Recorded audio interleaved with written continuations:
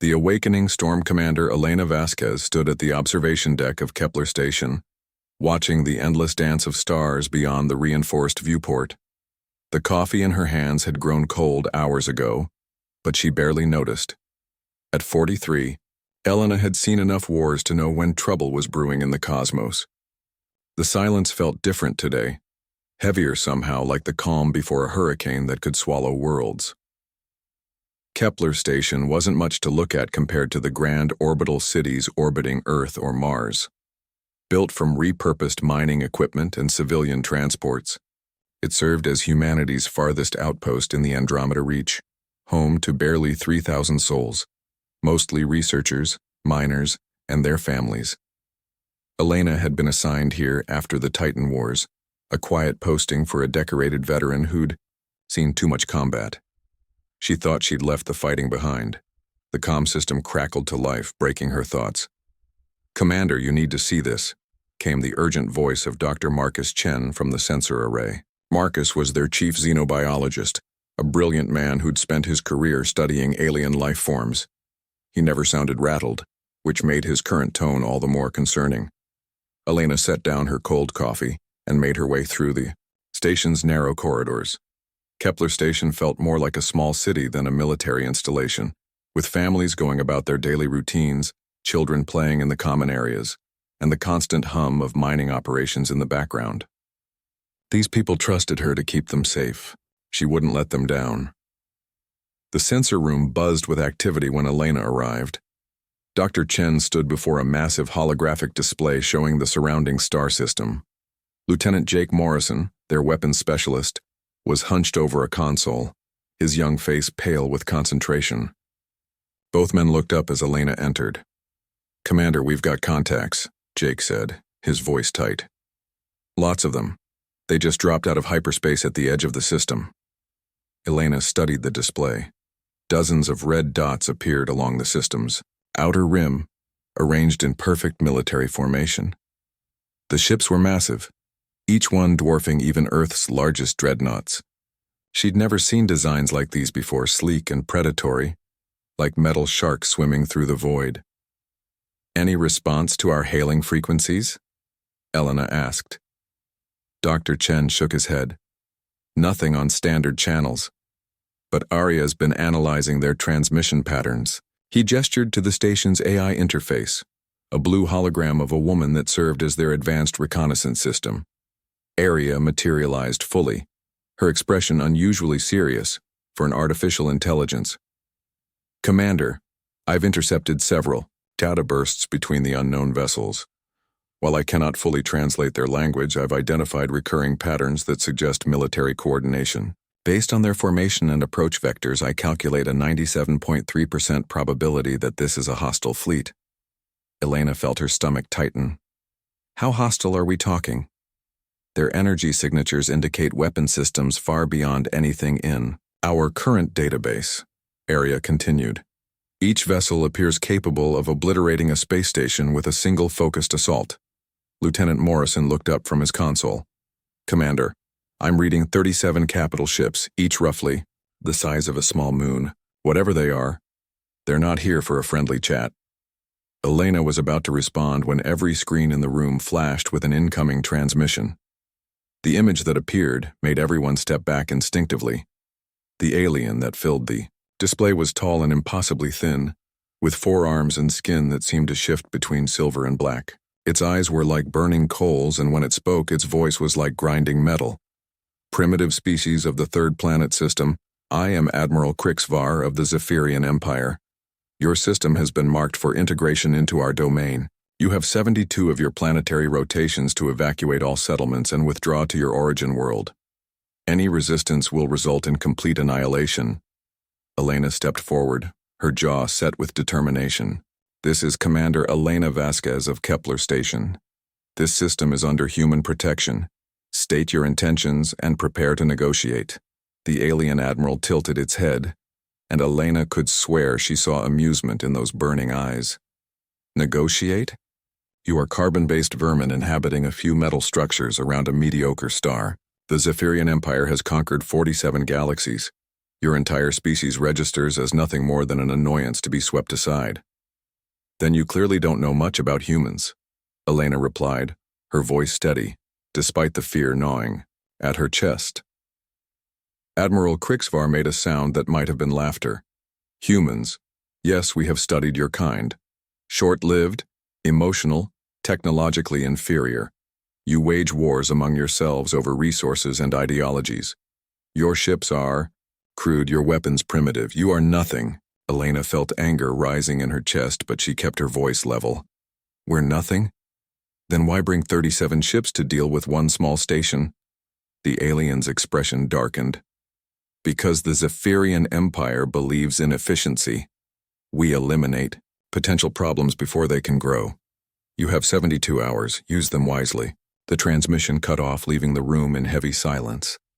Dr. Chen was the first to speak, his voice barely above a whisper. Elena, what are we going to do? We can't fight that fleet. We can't even run. Our fastest ships would never make it out of the system before they caught us. Elena stared at the tactical display, her mind racing. Every military instinct told her to evacuate, to save as many lives as possible. But something deeper, something essentially human, rebelled against the idea of running. She thought about the families in the station, the children playing in the corridors, the miners who'd spent years building a life out here in the darkness between stars. Arya, how long would it take to evacuate the station? Elena asked. With our current transport capacity, approximately 18 hours to move all non-essential personnel to the inner system. However, the likelihood of successful evacuation decreases significantly once the alien fleet begins its advance. Lieutenant Morrison leaned back in his chair. Commander, with respect, we've got mining charges, some defensive turrets, and a handful of patrol craft. We're not exactly equipped for this kind of fight. Elena turned to face her small team. These people had become her family over the past 2 years. Marcus, with his endless curiosity about alien life. Jake, with his dedication to keeping everyone safe. Arya, with her logical analysis of impossible situations. They deserved honesty. You're right, Jake. By every logical measure, we can't win this fight. The smart move would be to run, to live to fight another day. She paused, looking out at the stars. But I've spent my whole career running from one crisis to another. I'm tired of running. Dr. Chen stepped forward. Elena, I've studied dozens of alien species. The Zephyrians aren't known for mercy. If they say they'll destroy us, they mean it. Then we make them work for it, Elena said, her voice growing stronger.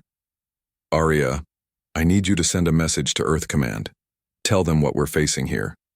Make sure they know the Zephyrians consider all of humanity to be vermin. Message. Sent, Commander. However, the nearest military reinforcements are 3 weeks away at maximum hyperspace velocity. Elena nodded. She'd expected as much. Then we hold the line until they get here. Jake, I want you to start modifying every piece of equipment on this station that can be turned into a weapon. Mining charges, construction drones, even the waste recycling systems. If it can explode or cause damage, I want it weaponized. Jake's eyes lit up with understanding. Aye, Commander. The Zephyrians might have fancy technology, but I bet they've never faced jury-rigged human engineering before. Dr. Chen looked uncertain. Elena, this is madness. We're talking about 3,000 people against an interstellar empire. Elena placed a hand on his shoulder. Marcus, you've spent your career studying what makes species survive and thrive.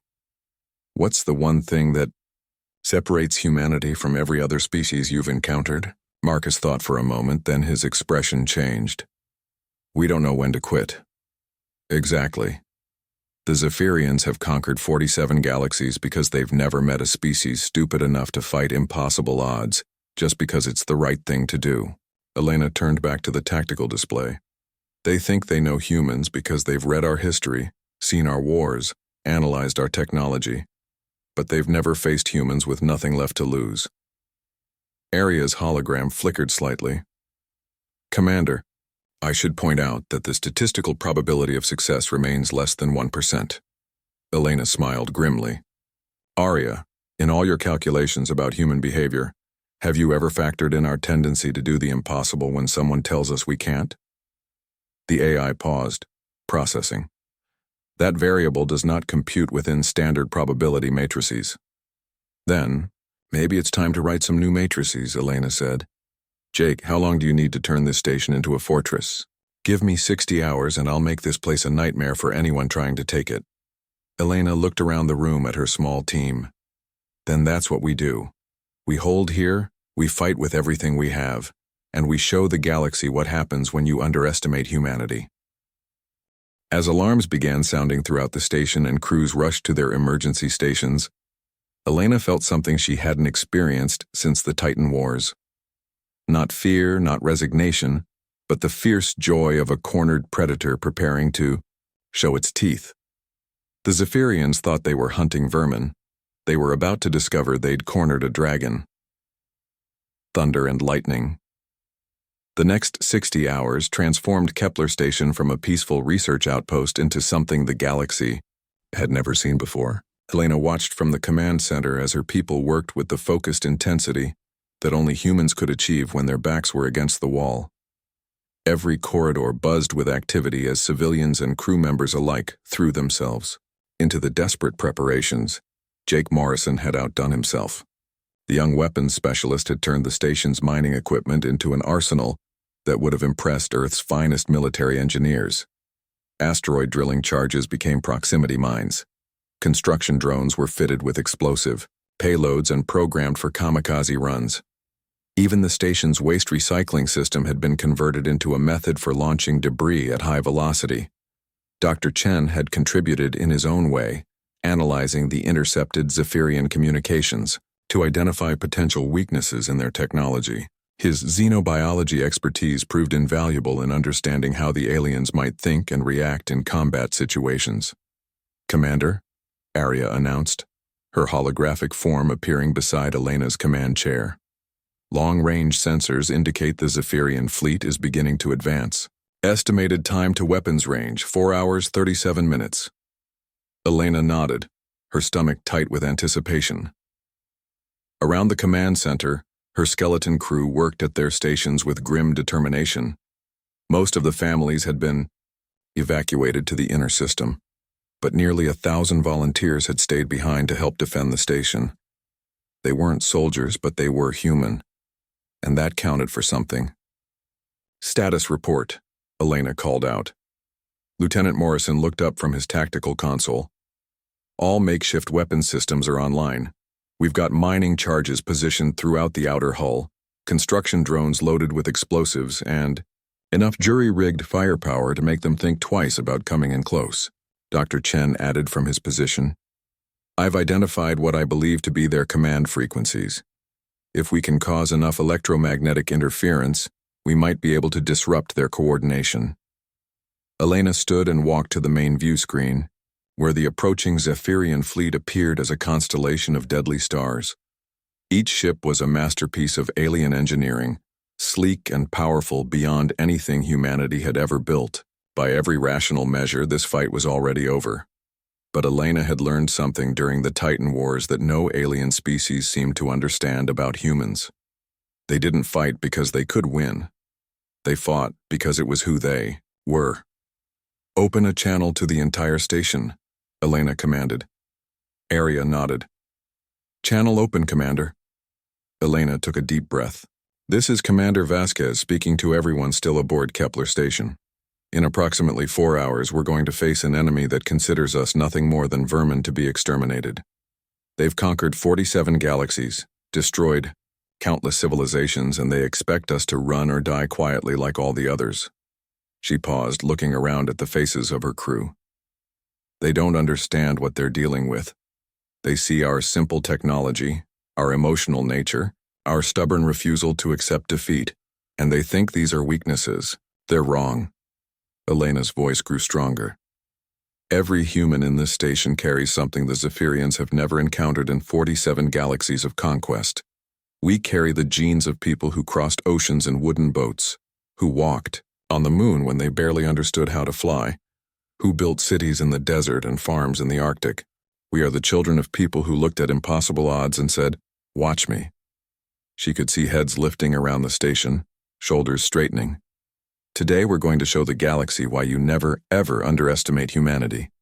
We're going to fight not because we can win, but because it's who we are. And when other species hear this story, they'll know that humans don't go quietly into the night. The comm channel filled with cheers and battle cries from across the station. Elena felt her heart swell with pride. These weren't trained soldiers, just ordinary people who'd decided to stand up and fight for their home.